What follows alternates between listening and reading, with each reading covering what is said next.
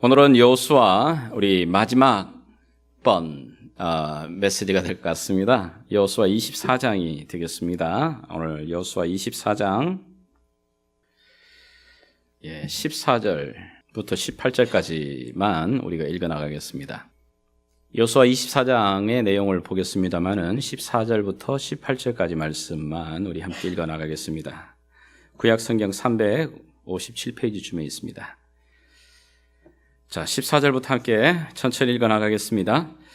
그러므로 이제는 여호와를 경외하며 온전함과 진실함으로 그를 섬기라. 너희의 조상들이 강 저쪽과 애굽에서 섬기던 신들을 치워버리고 여호와만 섬기라. 만일 여호와를 섬기는 것이 너희에게 좋지 않게 보이거든 너희 조상들이 강 저편에서 섬기던 신들이든지 또는 너희가 거주하는 땅에 있는 아모리 족속의 신들이든지 너희가 섬길 자를 오늘 택하라. 오직 나와 내 집은 여호와를 섬기겠노라 하니 백성이 대답하여 이르되 우리가 결단코 여호와를 버리고 다른 신들을 섬기지를 아니하오리니 이는 우리 하나님 여호와께서 친히 우리와 우리 조상들을 인도하여 애굽 땅 종되었던 집에서 올라오게 하시고 우리 목전에서 그 큰 이적들을 행하시고 우리가 행한 모든 길과 우리가 지나온 모든 백성들 중에서 우리를 보호하셨음이며 여호와께서 또 모든 백성들과 이 땅에 거주하던 아모리 족속을 우리 앞에서 쫓아내셨습니다. 그러므로 우리도 여호와를 섬기리니 그는 우리 하나님이심이니이다 하니라. 아멘. 여호수아 전체 24장으로 되어 있는 이 책은 앞부분에 이 약속의 땅 가나안 땅을 정복하는 전쟁의 사건이 기록되고요. 후반부 13장부터는 그 정복한 땅을 이제는 각 12지파대로 분배하여서 또 그 안에서 국지전들이 일어나는 그 전쟁의 이야기들이 빼곡히 기록되어져 있습니다. 이 가나안 땅의 이 정복과 전쟁을 선두로 앞서서 싸웠던 종이었던 하나님의 지도자 여호수아, 이 모든 정복 전쟁을 끝내고 20년이 지난 그리고 그의 나이가 110세가 되는 때 이제 하나님 앞에 부르심을 받는 그 날이 가까이 오음을 그가 깨닫습니다. 그리고는 그의 이 황혼기에 마지막 이 여호수아 23장과 24장에 그의 온 힘을 담아서 유언과도 같은 설교를 두 편을 남기게 됩니다. 우리가 지난주에 살폈던 23장은 이스라엘 백성들의 리더들에게, 지도자들에게 던져주는 유언이었습니다. 오늘 본문은 온 이스라엘 백성들, 그들에게 던져주는 그의 마지막 유언과 같은 메시지입니다. 그런데 23장과는 달리 여호수아는 오늘 이 마지막 이 유언을 그가 머물렀던 딥나세라에서 하지 않고 세겜이라는 곳으로 이동합니다.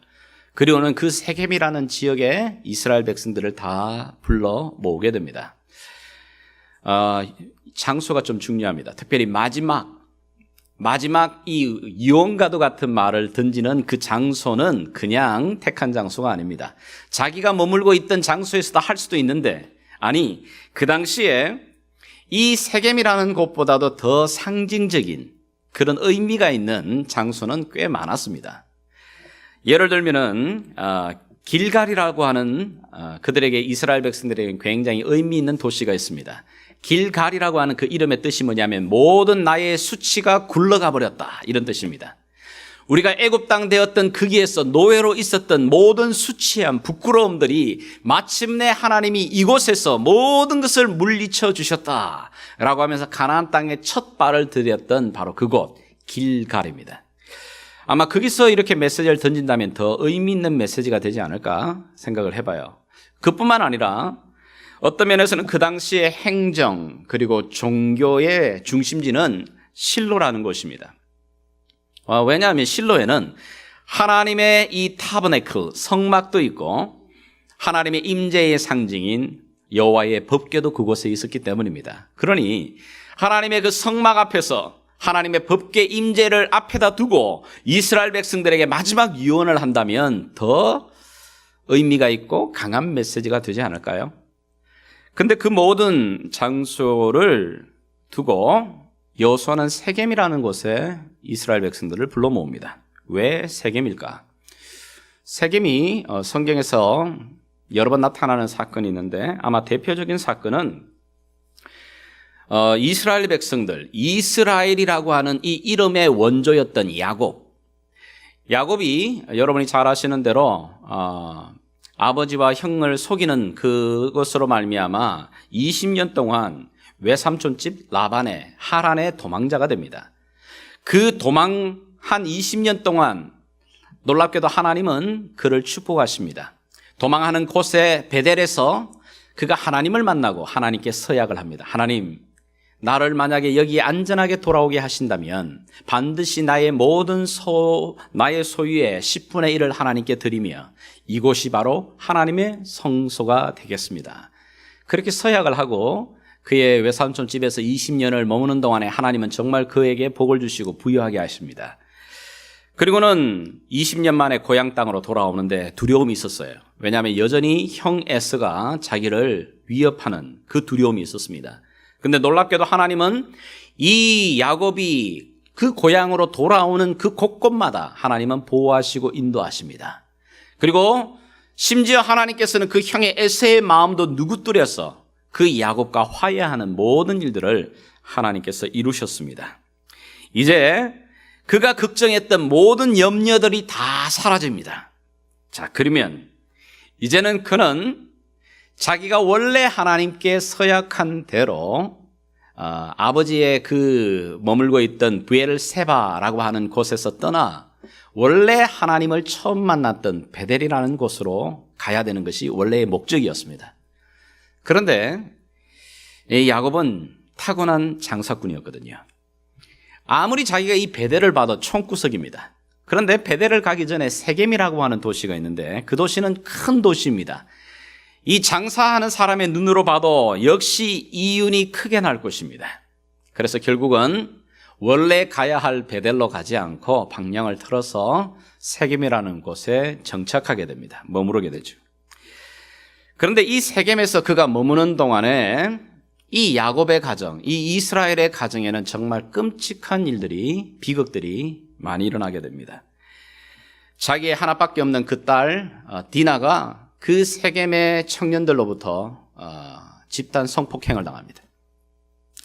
뿐만 아니라 그곳에 머물면서 그곳의 문화에 찌들어버렸던 자기의 이 자식들이 자기의 아버지의 침상까지 더럽히게 됩니다. 자, 이런 일들이 일어나면서 그때서야 이 야곱이 깨닫습니다. 우리가 다 이곳에 있던 너희 안에 있는 모든 이방신을 다 제하여 버리고 나를 만나셨던 하나님 그곳 베델로 다시 올라가자. 그리고는 그들의 모든 우상들을 땅에다 파묻고 베델로 올라갔던 바로 그 자리가 세겜입니다.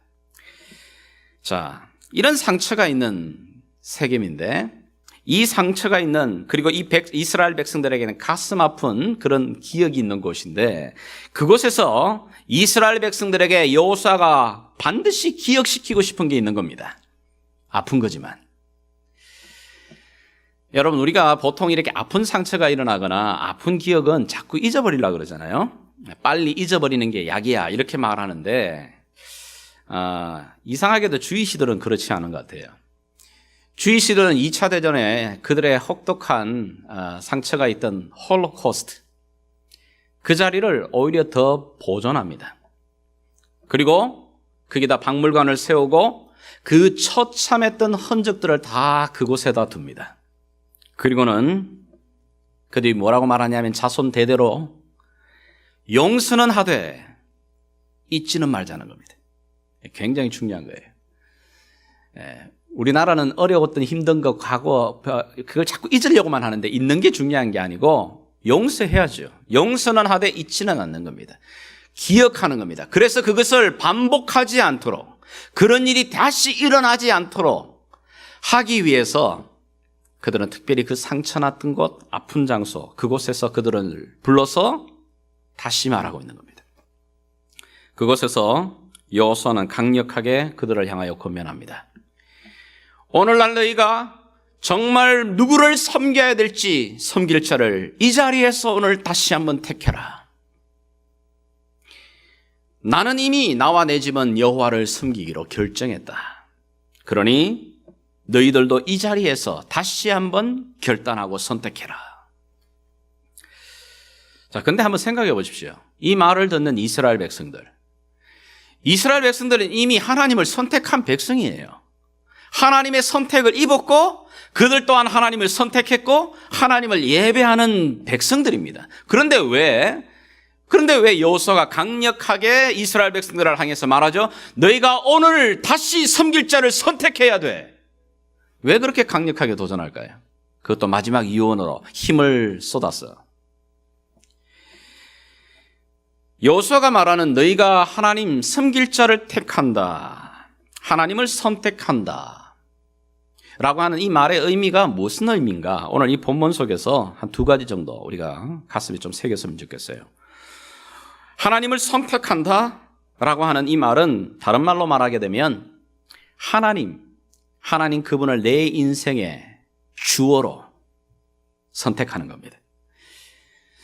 자, 무슨 얘기냐면 여러분 다시 한번 성경 본문을 보십시오. 오늘 본문 속에 3절에서부터 13절까지 오늘 우리가 읽진 않았지만 3절에서 여러분 13절에 여러분이 만약에 펜이 있으시면 표시해도 좋겠는데요. 거기 주어로 등장하는 내가라고 하는 이 주어가 누굴까요?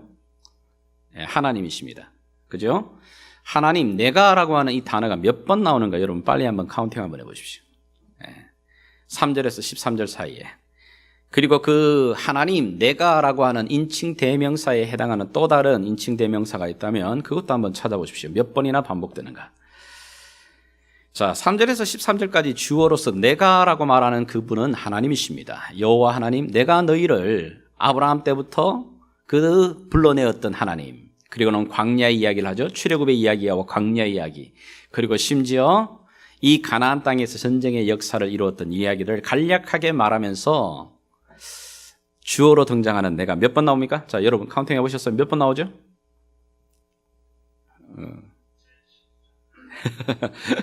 자, 몇 번 정도 나옵니까? 11번? 좀 더 많아요. 한 13번 정도 나옵니다. 자세히 보시면 13번 정도 나오고 또 거기 나는 이라고 하는 또 다른 인칭 대명사가 있는데 그것까지 합치면 14번이나 나와요. 자, 무슨 얘기냐면 이 여호수아가 지금까지 이스라엘 백성들의 전 역사를 간략하게 소개합니다. 하나님이 갈대아 우르에서 우리의 조상 아브라함의 그 가정을 불러내시는 것부터 시작해서 우리의 조상 아브라함과 이삭과 야곱 그리고 그들이 애굽 땅에 내려갔다가 종되었던 그들이 다시 한번 이 땅으로 돌아오며 광야를 거쳐 너희가 이 가나안 땅에 들어와 수많은 전투를 펼쳤던 그 우리들의 역사 가운데 누가 주인이었느냐? 누가 주어였냐고요? 하나님 그분이 주어였습니다. 주어가 중요합니다. 왜냐하면 주어가 누구냐에 따라서 그 뒤에 따라오는 힘과 능력이 달라집니다. 그리고 미닝도 달라집니다. 자, 좀 쉬운 예로 제가 여러분에게 좀 이런 예를 좀 들어드리겠습니다. 어떤 한 자매가 술집에서 일하면서 그리고 꿈을 갖고 꿈을 위해서 야간 대학을 부지런히 다니고 있습니다. 우리 그런 사람 보면 야, 참 대단해. 저 어려운 환경 속에서도 정말 대단해. 이렇게 말할 수 있어요. 그런데 주어를 바꾸면 한 대학생이 그 한 대학교 여학생이 술집에서 일하고 있어요. 자, 그러면 대부분 아니 그 공부해야 될 애가 왜 여기 와가 혀를 찹니다. 주어가 바뀌었을 뿐인데 전혀 다른 미닝이 되어버립니다. 무슨 얘기냐면 단지 주어가 바뀌는데 문장의 그 느낌과 센텐스에 다가오는 의감과 그 해석이 굉장히 달라집니다. 또 하나는 주어가 뭐냐에 따라서 그 뒤에 따라오는 동사의 영향력도 위치도 파워도 달라집니다. 제가 뭐 한인회 회장을 내가 무시하는 게 아니고 제가 이렇게 문장을 예를 좀 들겠습니다. 휴스턴 한인회 회장이 지난주에 베트남 하노이에서 북한의 김정일 위원장을 만나가지고 한반도의 비핵화와 인류 평화를 위하여 정상회담을 가졌다. 문장 되나요? 휴스턴 한인회 회장이라고 하는 이 단어 주어가 나오는 순간 이 뒷문장은 어울리지 않는 겁니다. 만약에 한인회 회장이 어제 대통령을 만나가지고 뭐 어떤 일을 진행하기로 했다. 이거 뭐 조금 뭔가 이렇게 위치가. 그러나 만약에 한인회 회장이 이 한인 커뮤니티의 리더들과 만나서 한인회 회관을 좀 더 지역사회에 잘 활용하는 방안을 위해서 함께 머리를 맞대고 회의를 했다. 이건 말이 되는 거예요. 앞에 주어가 누구냐에 따라서 그 주어가 행사할 수 있는 힘, 그 주어가 영향력을 주는 영향 에리어가 달라지는 겁니다.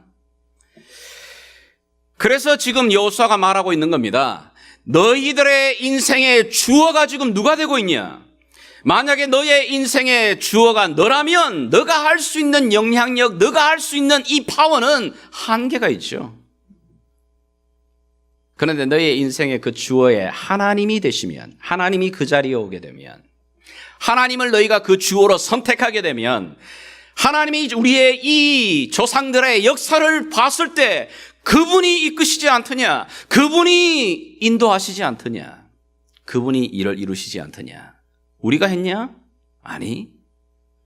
우리의 수가 많거나 우리의 능력이 크거나 우리의 군사력이 강해서가 아니라 우리가 무언가 은혜가 충만했기 때문이 아니야. 우리 조상 아브라함도 생각해봐. 그 아브라함의 아버지 데라는 그 갈대아 우르에서 우상 섬기던 가정이야.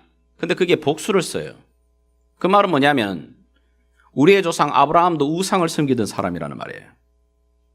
그런데 그런 가정을 하나님이 구별하여 선택해서 불러내시는 그분이 누구냐? 하나님이었다고 말하고 있는 거예요.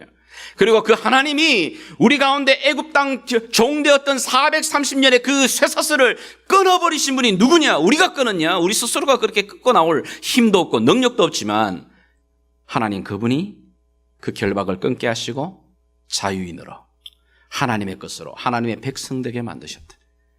이 땅 가나안 땅에 들어와서 우리가 이겼던 수많은 전투들 우리가 누가 이겼냐? 어떻게 이겼냐? 너희가 알지 않느냐? 우리가 능력이 크거나 숫자가 많고 우리가 지략이 뛰어나서가 아니야. 하나님 그분이 우리의 주인이 되셨기 때문에 이 땅을 우리에게 얻게 하신 거야. 그 주어의 자리에 너희가 누구를 선택하느냐? 하나님 선택하라는 겁니다. 그래서 주어를 바꾸라는 겁니다. 너의 삶의 주인을 바꾸라고 말하는 거예요. 내가 주인이 아니고 주어가 아니고 하나님 그분이 주어가 되어야 된다고 말하고 있는 겁니다. 이것이 여호수아 23장 리더들에게 주었던 메시지와 동일해요. 여러분 제가 지난주에 숙제를 드렸는데 23장을 여러분들 읽어보시면서 여호수아가 리더들에게 말하는 그 역사들 가운데도 하나님이 주어로 몇 번 등장하는가 한번 보십시오. 여호와 하나님이라는 단어가 계속해서 반복돼요. 동일한 메시지. 24장에 열거되고 있는 많은 사건들도 결국은 누가 이 땅을 얻게 해주셨느냐? 누가 이것을 주셨느냐? 너희가 이 땅에 와서 한 번도 너희가 짓지 않은 이 성읍과 집을 누가 얻게 해주셨느냐? 너희가 이 땅에 와서 수고하고 애쓰지도 않았던 그 포도밭과 그 올리브 나무밭과 그 수많은 것들을 누가 주셨냐? 하나님이 주신 거 아니냐? 하나님을 주어로 하나님을 선택하는 것, 그게 바로 하나님을 선택하는 겁니다. 여호수아는 말합니다. 나와 내 집은 여호와 하나님 그분을 우리의 주어로 이미 선택했다. 그러니 너희도 오늘 택하라는 겁니다. 두 번째, 이 하나님을 선택해라. 오늘날 너희가 택할 자를 택하라라고 말할 때 이 택함의 의미는 다른 걸 버리는 겁니다. 좀 쉽게 말해서 우리가 선택을 했습니다. 무언가를 선택했어요. 여러분들이 뭐 몰에 가시든지 아니면 어떤 매장에 가서 여러분이 원하는 옷을 선택했습니다. 자, 그렇다면 여러분이 선택한 그 옷 외에 나머지 것들은 여러분들이 다 버리신 겁니다. 그 매장을 둘러보면서 이것도 괜찮고 저것도 괜찮고 디자인과 색깔이 막 좋아가지고 여러 개를 이렇게 골라놓고 난 다음에 이거 뭐 주머니 사정도 이렇고 하니까 내가 딱 선택을 해요. 하나를 선택을 했다는 말은 나머지 여러분들이 좋았고 괜찮았게 보였던 그 나머지 것들은 어떻게 해요?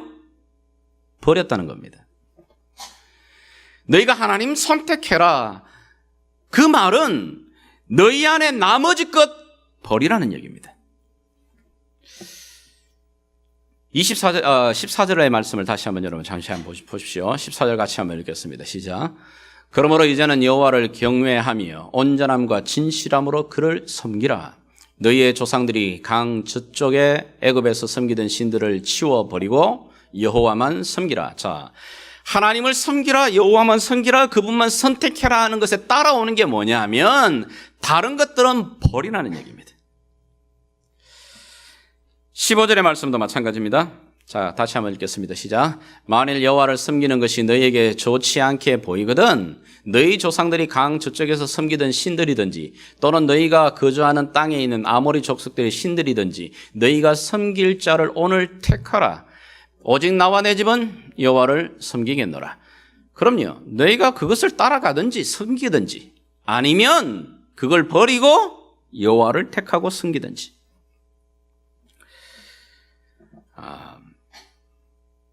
근데 여기서 우리에게 좀 질문이 생겨요.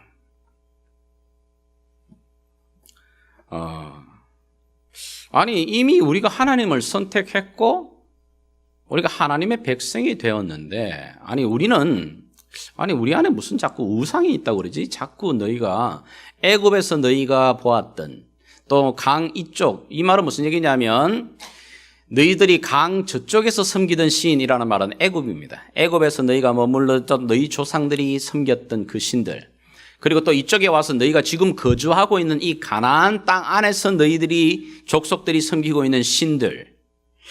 다 우리가 이제 우상이라고 말하죠. 자, 그걸 자꾸 버리라는 얘기를 하죠. 우상을 섬기는가? 이스라엘 백성이 그럼 우상을 섬기고 있나요, 지금? 이 메시지를 던질 때 이스라엘 백성들이 우상을 섬기고 있을까요? 안 섬기고 있을까요? 그럼요, 섬기고 있는 겁니다. 그런데 강 이쪽 저쪽에 있던 애굽 땅에서의 신들과 또 가나안 땅에 있는 이 신들의 가장 큰 특징이 뭐냐? 우리가 출애굽기를 강의를 할 때 설명을 드렸습니다마는 이스라엘 백성들이 애굽에서 나올 때 하나님이 그 땅에 10가지 재앙을 내리십니다. 그죠? 피계 이파, 악독 우매, 흑장 이래가지고 나일강이 피가 되어지고 개구리 재앙이 내려지게 되고 그 다음에 소들이 이렇게 악질이 걸려지기도 하고 그 태양이 가려지면서 흑암이 되기도 하고 뭐 이런 것들 있잖아요. 자, 파리도 날아다니고. 자, 이게 뭐냐? 그냥 보면 안 되고요. 그 당시 애굽인들이 섬기고 있던 신들의 모습들입니다. 애굽인들의 그들이 섬기고 있던 신들이 뭐냐면 나일강이거든요. 나일강으로부터 그들은 모든 그 젖줄기로 자기들이 먹고 누리는 것을 다 얻는다고 그들은 믿었습니다. 그래서 나일강이 그들에게 있어서 어머니 같은 존재고 그리고 신과 같은 존재입니다. 그리고 이 자기의 나라들을 풍요롭게 만드는 풍요입니다. 개구리는 뭘까요? 여러분, 개구리가 한번 알을 낳으면 몇 개 놓는지 아시잖아요. 다산입니다. 다산의 신입니다. 여러분들 여기에 나와 있는 애굽인들이 이야기하고 있는 이 모든 것들, 태양은 곡식을 여물게 하고 그리고 풍성하게 만들어주는 신입니다. 애굽인들이 섬겼던 그 모든 신들의 특징이 뭐냐면 풍요입니다. 그러면 가나안 땅에 들어와서 가나안 땅에 있는 이 백성들이 섬겼던 신들, 바알과 아세라와 그리고 다곤들, 이런 신들. 자, 이런 신들은 어떤 신들일까요? 이 바알이라는 것은 바로 천둥과 비를 내리게 하는 신입니다. 아스타롯, 여신으로서 땅을 주관하는 여신입니다. 자, 다곤도 마찬가지고 수많은 신들이 뭐냐면은 바로 그 농경사회의 이 풍요를 주관하는 신들입니다. 자, 결국은 뭐냐면 백성들이 섬겼던 그 신들의 특징도 풍요입니다. 번영입니다. 놀랍게도 이제 그들 형상들을 보게 되면 물론 송아지 형상을 이렇게 담기도 합니다. 여러분, 저 송아지 형상을 어디서 가장 많이 보시는지 아세요? 여러분이 월가를 가시면 봅니다. 월가 앞에 그 황소 한 마리 써 있습니다. 시카고로 가도 보니까 그 금융 쪽에 보니까 황소 한 마리 떡 써 있더라고요. 뭘 의미하는지는 그분들이 왜 황소를 넣어놨을까? 이제 오랜 그 비블리컬한 백그라운드는 바로 그것이 풍요를 이야기합니다. 심지어는 뭐냐면은 그 가나안 백성들이 섬겼던 신들 가운데는 몰록이라는 신도 있습니다. 풍요를 주는 신인데 이 신에 드려지는 제사가 자기의 아들을 드립니다. 그런 끔찍한 일이? 그럼요, 여러분. 이게 잉카나 아즈텍이나 남미에도 그런 제사들이 있었죠. 자, 그런 신들의 공통적인 게 뭐냐? 풍요를 주관하는 신들입니다. 이 풍요를 주관하는 신들. 자, 결국은 뭐냐면 이스라엘 백성들이 이 가나안 땅에 들어와서 놀랍게도 자기들이 세우지도 않은 이 성벽과 자기들이 세우지도 아니하는 집들을 그들이 누리게 됩니다. 광야에서는 그들은 그냥 텐트 생활이었습니다. 40년 동안 광야에서는 그랬고 400년 동안 노예로 쉴 때는 자기 집 하나 자기 이름으로 없던 자들입니다. 그런데 약속의 땅에 들어와 보니까 놀랍게도 뭐냐면은 그 당시 최고의 빌라들, 최고의 기술로 만들어진 집들이 그저 자기 것이 됩니다. 그리고 자기가 땀 흘리지도 않고 심지도 않았던 포도밭과 올리브밭과 수많은 것들이 자기의 것으로 돌아가고 시작합니다. 그 땅에 머물면서 자기들이 세우지도 않았던 집에 머물고 자기들이 기르지도 않았던 그 곡식들로부터 풍요를 누리고 그들이 먹고 즐기게 됩니다. 이전에 경험해보지 못했던 풍요예요. 이전에 경험해보지 못했던 그런 번영을 그들이 누립니다. 그런 풍요와 그런 번영을 누리면서 그들의 마음 가운데 하나님이 주시는 이 놀라운 축복들 앞에 감사하고 찬양을 하는 것들이 계속 가느냐? 아니더라는 겁니다. 처음에는 이 놀라운 풍요와 번영을 주시는 하나님을 생각하다가 점점 그 하나님, 그 풍요와 놀라운 하나님의 그 삶 속에 나타나는 번영, 골드. 글자가 하나 빠져버렸네요. 하나님이라고 하는 이 God에다가 L자만 하나 붙이면 뭐가 되죠? 골드가 돼요, 골드. 처음에는 하나님 그러다가 점점 자기에게 주어지는 이 풍요로움과 그리고 자기에게 주어지는 이 물질들 그리고는 거기에 시선이 머뭅니다. 마치 우리 아이들이 여러분 아이들 생각해가지고 밤에 아니면은 기뻐하는 그 얼굴을 기대하면서 통닭을 이렇게 주문해가지고 막 합니다. 야, 아이들이 통닭이야 라고 하면서 아빠 왔어 이렇게 하다가 결국은 통닭 딱 가지고 가면서는 아빠는 쳐다보지도 않습니다. 그죠? 앉아가지고.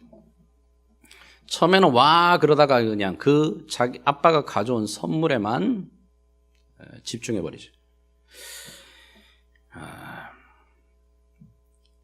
이걸 우리가 경험하죠? 이스라엘 백성들은 지금 여기 여호수아의 이 마지막 유언을 듣고 있는 이 세대는 출애굽을 한 1세대가 아닙니다. 1세대는 이미 광야에서 다 그들은 죽었습니다.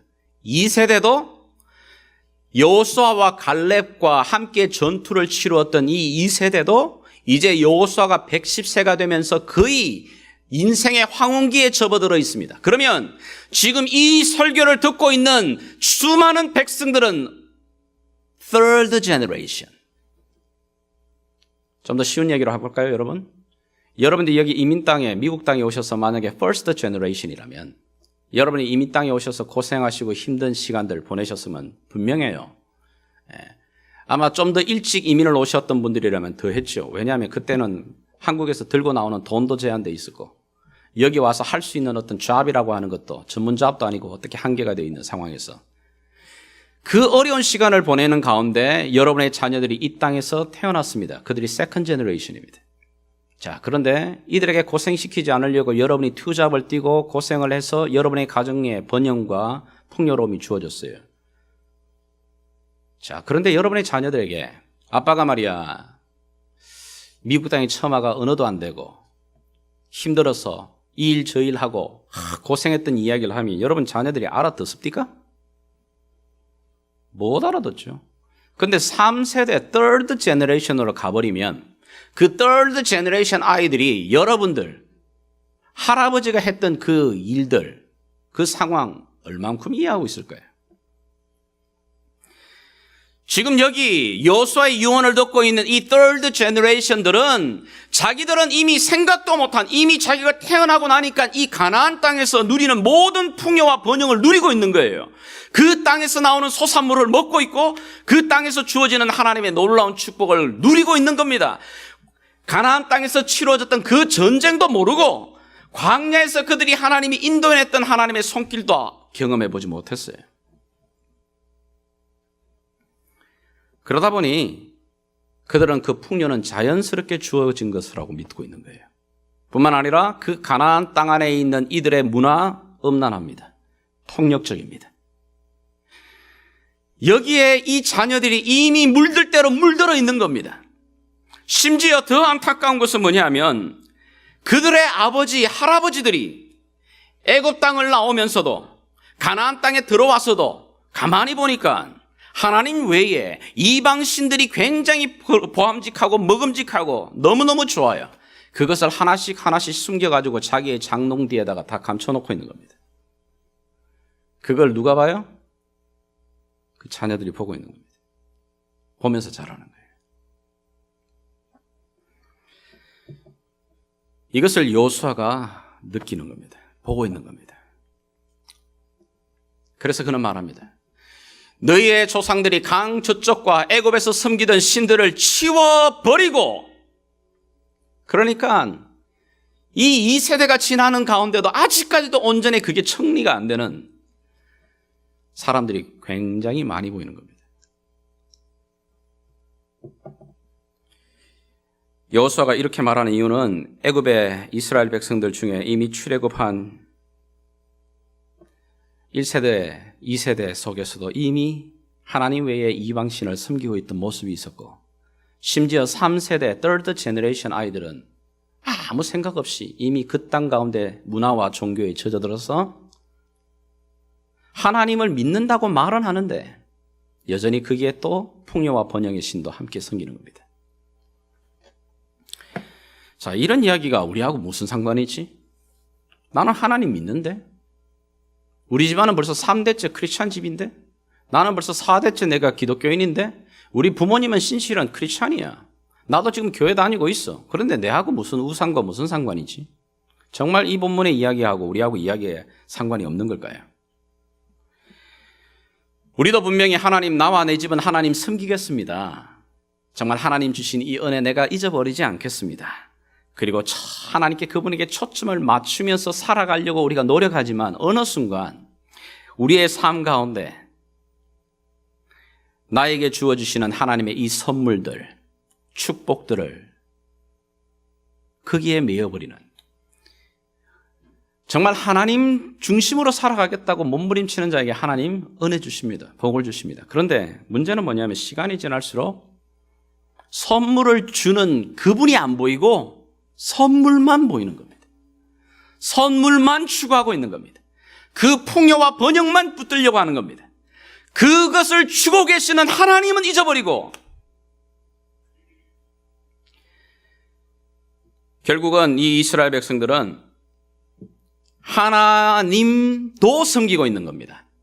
하나님만 섬기는 게 아니고 그들의 삶 가운데는 하나님도 섬기고 내 삶 가운데 풍요와 번영을 주고 있는 이방신도 함께 섬기는 겁니다. 철저하게 양다리 걸치는 거예요. 이렇게. 지금은 그게 안 보이는데 시간이 점점 지나갈수록 이 양다리의 간격이 넓어지기 시작합니다. 그리고는 완전히 하나님이 우리의 눈에서 시야에서 사라져버린 그 모습이 사사기의 이야기예요. 이스라엘 백성들은 지금 어떤 면에서는 마음이 나누어져 버린 겁니다. 이미. 여호수아가 너희는 여호와만 섬기라. Serve the Lord 라고 말할 때 여호와만 섬기라 이 말은 이 단어에서 사실은 예배라는 단어가 나오잖아요.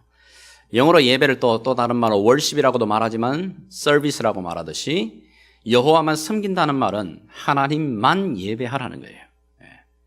하나님께만 마음을 두어 그분에게만 예배하라고 그러는데 이미 이스라엘 백성들은 그게 아니라 그 마음이 두 갈래로 갈라져 버린 거예요. 여호수아는 23절에서 보게 되게 되면 또 이 단어를 또 설명을 해요. 23절 같이 한번 읽겠습니다. 시작. 여호수아가 이르되 그러면 이제 너희 중에 있는 이방 신들을 치워 버리고 너희의 마음을 이스라엘 하나님 여호와께로 향하라. 하나님을 섬긴다는 게 뭐냐 하면 이방 신들을 버리고 너의 마음을 하나님께로 집중하는 것, 하나님 그분에게만 초점 맞추고 있는 것, 그것 하나님 선택하는 거야. 하나님 섬기는 걸 말하는 거야. 20절에도 또 한 번 더 여호수아가 이렇게 말해요. 20절 같이 읽습니다. 시작. 만일 너희가 여호와를 버리고 이방 신들을 섬기면 너희에게 복을 내리신 후에라도 돌이켜 너희에게 재앙을 내리시고 너희를 멸하시리라.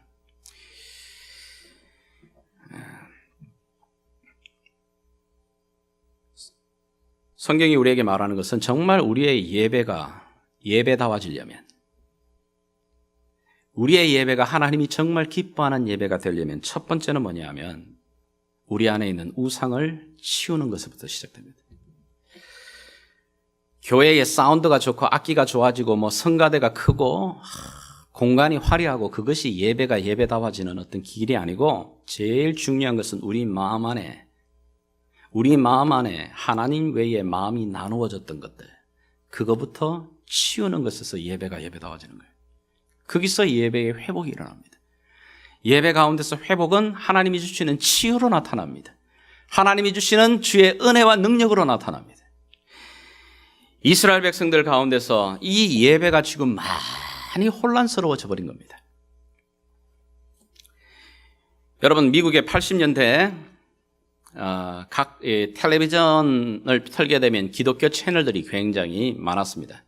그리고는 기독교 채널에서 유명한 이 복음 전도자들, 텔레비전 이렇게 설교자들이 굉장히 홍수같이 쏟아지던 때였습니다. 그러니까 방송 선교의 그냥 부흥기의 시대였어요.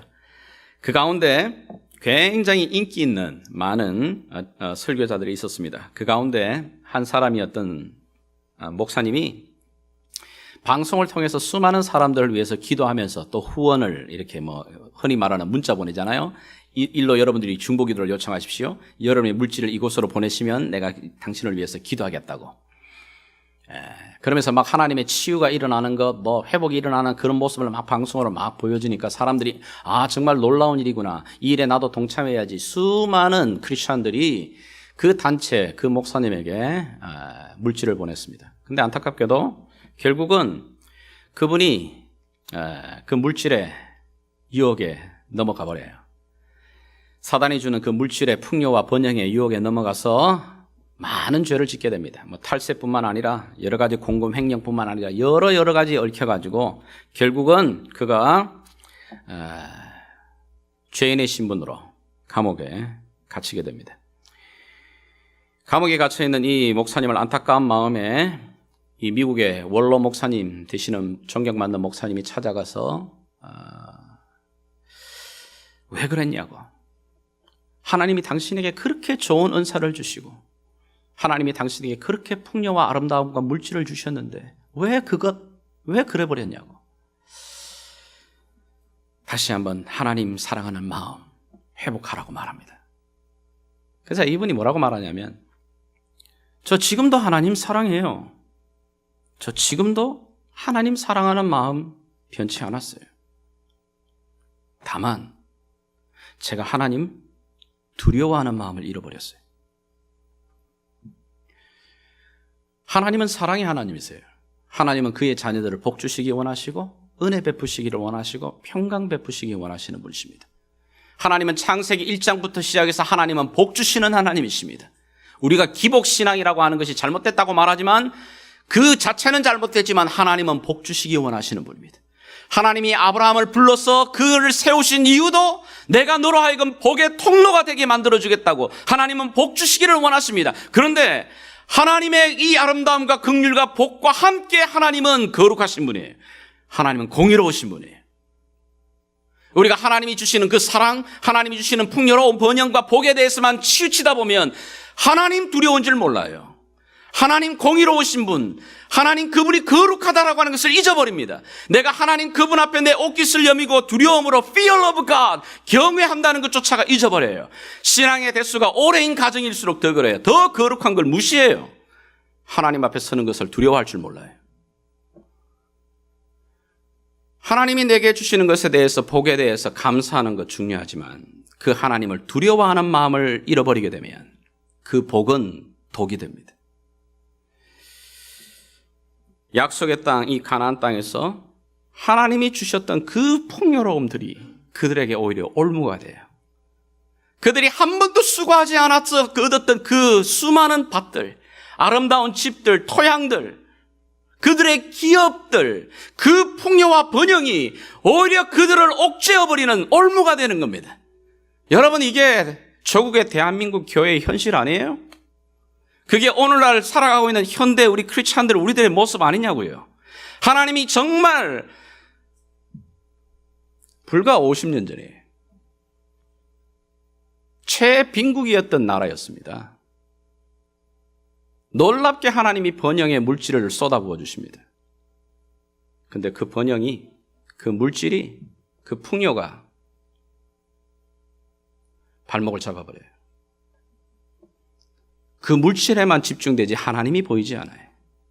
하나님 찾지 않아요. 하나님 두려워하지 않아요. 하나님 경외하지 않아요. 하나님이 주시는 선물과 복에만 집중해버려요. 여호수아가 다시 말합니다. 이런 이중성을 향해서 너희들이 오늘 다시 선택해라. 하나님만 섬기려면 너희 안에 그것 두 마음을 버려라. 한 마음으로. 믿음의 조상들이, 그 옛날 야곱이 다시 한번 자기의 삶에 결단을 하고 베델로 돌아가죠. 베델로 올라가죠. 결단했던 그 세겜에서 이스라엘 백성들을 향하여 다시 한번 촉구하는 겁니다. 너희들도 오늘 이 자리에서 선택해라. 하나님께서는 오늘 우리에게 주시는 이 메시지가 무거울 수 있지만 하나님이 우리에게 주시는 메시지처럼 우리가 오늘 선택하게 되면, 하나님 그분이 내 삶의 주어가 되시면, 하나님 그분이 내 인생에 다시 한번 주인 자리에 서시게 되면, 과거에 우리의 하나님이 어떻게 인도하셨냐? 갈대아 우르에서 우리의 조상 아브라함을 이끌어내시고 애굽 땅 종되었던 자들에서 우리에게 자유함을 주셨고, 광야의 그 삶 가운데서 우리를 공급하시고 인도하셨던 선한 목자 되신 주님, 이 가나안 땅에서 수많은 강한 적들을 이기셨던 그 하나님, 그 하나님이 이 땅 가운데 너희의 삶을 장구하게 하시리라. 이게 약속이에요. 이 두 가지 중에 선택하라고 말합니다. 바라기는 내 삶 가운데 오늘 다시 한번 하나님을 향하여 구체적인 결단이, 하나님을 향하여 나의 말과 행동과 생각 속에서 아름다운 결단이 일어나기를 주님의 이름으로 부탁을 드립니다. 나와 내 집은 여호와 하나님만 섬기겠노라. 이 고백이 저와 여러분의 믿음의 고백이 되기를 주 예수의 이름으로 축복합니다. 같이 기도하겠습니다.